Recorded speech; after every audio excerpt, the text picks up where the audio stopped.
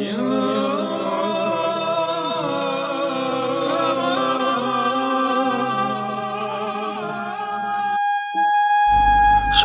kalian subscribe dulu channel ini agar kalian tidak ketinggalan video terbaru dari channel kami.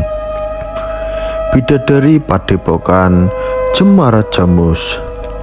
Bicaraku belum selesai, tapi itu saja dulu sebab aku akan pergi. Tidak lama aku akan kembali ke sini lagi, mengajar kalian agar bertambah pengetahuan. Anak muridku semuanya, semoga selamat. Relakanlah sekarang aku pamit. Gatholoco tergesa-gesa berjalan sendirian, mondar-mandir, luntang-luntung, tujuannya mencari musuh. Mendatangi semua pondok, kalau ketemu guru dan santrinya diajak berdebat, dibantah pengetahuannya, jika kalah diolok-olok, ditertawakan. Sudah banyak para santri yang kapok karena Gatholoco tanpa aturan. Memang ia sudah ditakdirkan begitu, sudah kehendak yang maha lebih. Gatholoco selalu dilindungi, padahal dia menyimpan rasa takabur di dalam hati. Perasaannya selalu berisik.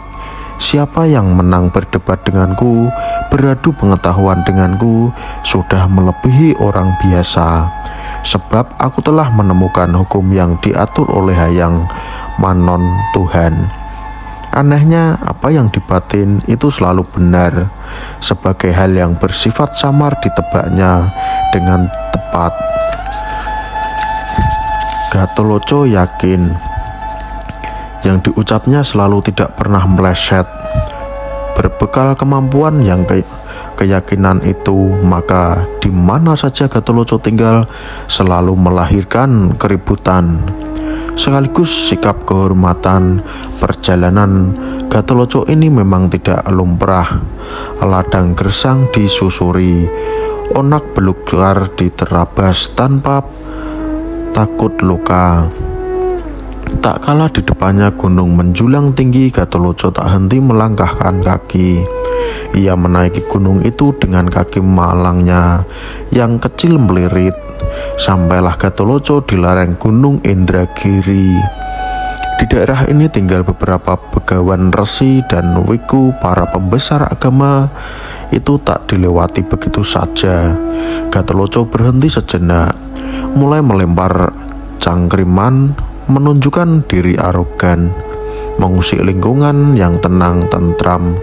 Tak kalah umpan yang dilempar mendapat tanggapan. Gatholoco pun meladeni perdebatan. Begawan resi dan wiku yang arif bijaksana itu ternyata tak bisa sabar berhadapan dengan lenangi jagat ini. Mereka pun menjadi bulan-bulanan Gatholoco, dipancing agar marah dan kemudian diolok-olok karena kerendahan pengetahuannya. Maka sepanjang perjalanan menyusuri gigir gunung ini, luapan amarah berhasil dimarahkan Gatholoco. Suasana tenang yang menyejukkan hati siapa saja yang tak berlaku untuk Gatholoco. Langkah Gatholoco bak obor menyala yang membakar semak kering di padang gersang. Hangus terbakar, terjebak nafsu amarah, kini tersebutlah kisah di puncak gunung Indragiri. Di kawasan ini terdapat sekumpulan gadis desa yang kuat bertapa. Pertama yang paling cantik bernama Ratna Dewi Lupitawati. Ia dianggap sebagai ratu, sangat sakti berwibawa dan amat dicintai para prajuritnya.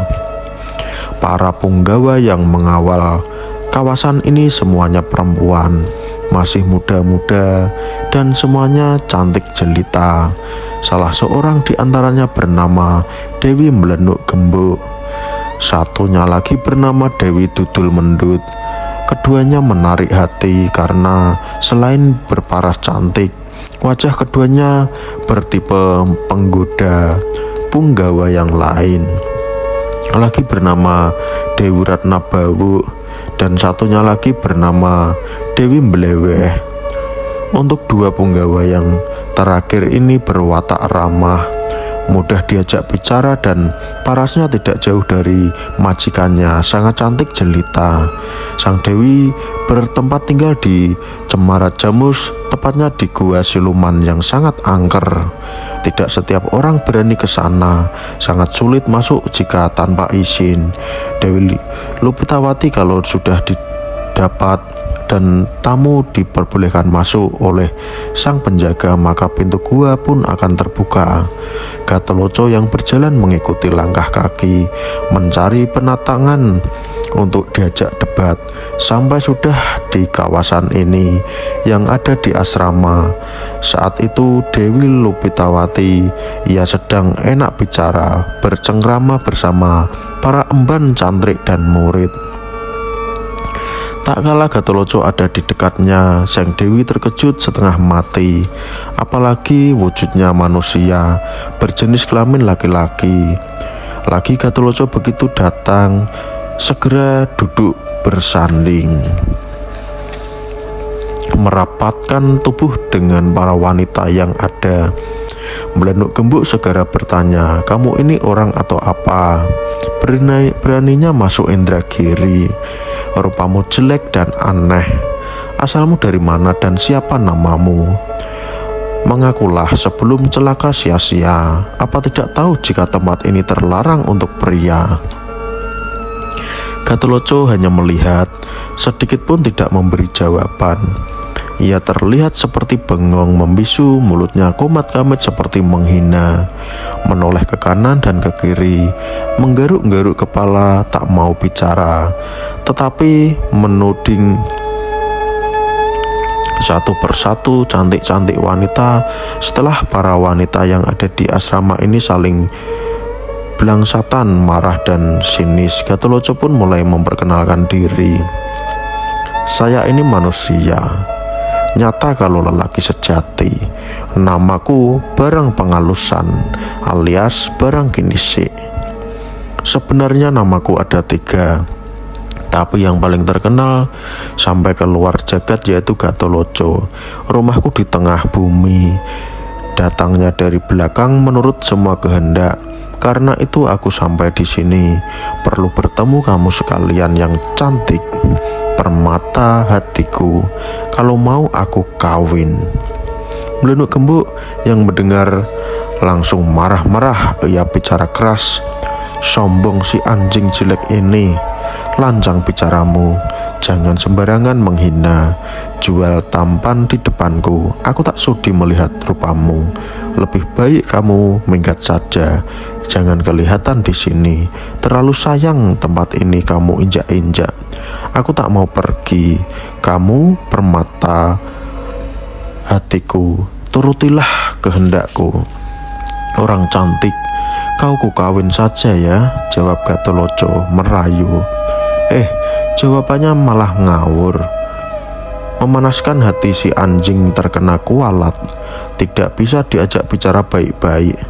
"Ayo teruskan, aku lempar batu bata kau nanti." Gatholoco tak menimpali cacian Belenuk Gembuk. Ia tenang mengumbar senyum dan mulai bersyair. "Ikan di pematang, ya dengarkan gadis cantik, ya jangan marah. Kuuk makan kolang-kaling. Daun digunakan untuk mengikir. Kasihanilah badan hamba, peribahasa jenang batu.